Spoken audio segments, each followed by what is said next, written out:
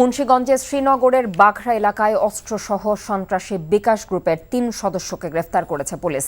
ভোররাতে বাঘরা এলাকা থেকে দেশীয় এলজি পিস্তল সহ রাহাত তালুকদার, বাইজিদ ও তরিকুল ইসলাম নামে ওই ৩ জনকে গ্রেফতার করা হয়। তাদের বিরুদ্ধে এলাকায় হত্যা, দখল সহ একাধিক মামলা রয়েছে বলে শ্রীনগর থানার ভারপ্রাপ্ত কর্মকর্তা কাইয়ুম উদ্দিন চৌধুরী জানিয়েছেন।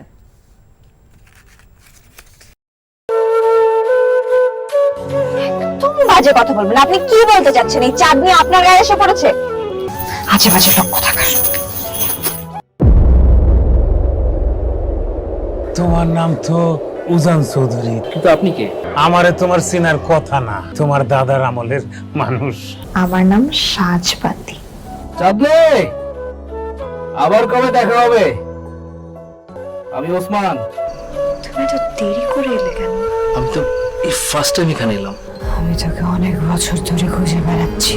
এই সব কিছুর জন্য তুই দায়ী।